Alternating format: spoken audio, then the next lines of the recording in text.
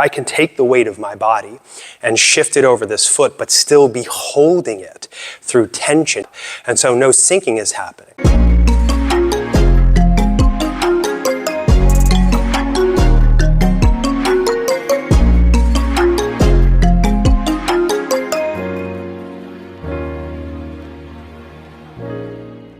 Hi, I'm Grant Kleiman from Darsana Martial Arts. Welcome to the channel.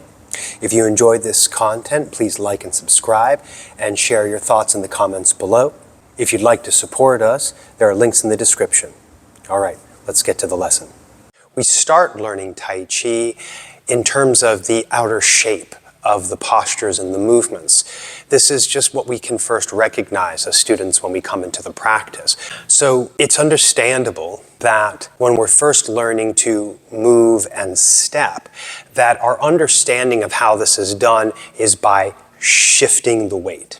You're moving your center of gravity horizontally over one leg and then move it horizontally over the other leg and balance over that leg so that you can take a step and so on and so forth. Some students and some practitioners will get stuck in this understanding. This will keep us from really understanding the way that sinking empowers our footwork. If we are, let's say, yielding to pressure, then in this model of just shifting horizontally, our tendency is going to simply be to go backwards, which is really no different than any other kind of evasive movement.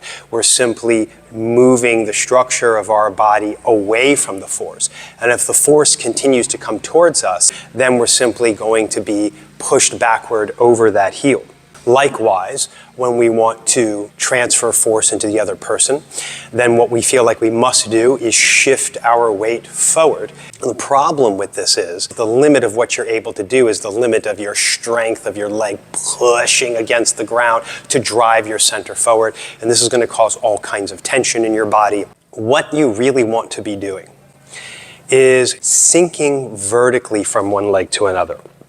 So one of the exercises I give to beginners to learn how to do this is what I call pouring water. And the idea is that the mass of the upper body as we release it sinks down like water. And it's going to sink down into the center, sort of collect in the pelvic basin in the dantian region. But then it's also going to pass through the hips, back of the knees, and then down through the bubbling wells and feet into the floor. So this is, of course, something that we practice just in our Wuji standing posture, but the pouring water exercise is the notion that you almost treat the legs like two independent receptacles of this water. And so it's as if you have one cup and then another cup, and if I'm standing in Wuji, let's say each one is half full of water. And it's as if I'm going to pour, let's say the cup from the right leg, I'm going to pour it down into the left leg. And so the idea is all that release from the upper body, all of this sinking that's happening, channels down through the bubbling well of the left foot until the right foot is completely empty and able to be moved. And yes, there will be, especially if you're stepping, a shifting or a movement of your structure over that foot, because if you want to be able to move the other foot and do anything with it, whether it's step or kick or wrap or whatever, then it can't be bearing your weight. But it's more than just weight. It's more than just taking the weight of your body and shifting it over. I can take the weight of my body and shift it over this foot, but still be holding it through tension, still be holding it up.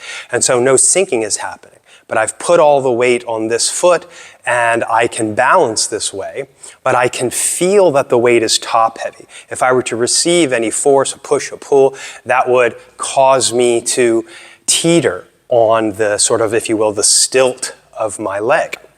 However, if I am sinking down, then I can receive force, I can transfer force, I can kick, I can move and adjust and change however is needed. And the force will conduct to the ground and from the ground depending on what I'm doing. So this is quite different than just shifting your weight, right? So at first you can practice sinking and then pulling the weight up, bringing it to your center and then sinking down. So it almost has this arch that passes up from the foot to the center and down to the other foot like that. But then eventually you want to be able to be doing both at the same time. So it's as you're sinking into one, you're emptying out of the other. As you're sinking into one, you're emptying out from the other. And it's just a continuation of that process that completely empties the leg and allows it to step. So there are also degrees of empty and full, degrees of substantial and insubstantial. And this has an effect of movement throughout the body, and the whole body sort of differentiates in terms of the forces moving through it. And this is part of what powers what we call Dantian rotation. I hope this helps. Let me know if you have any questions in the comments, and I'll see you on the next one.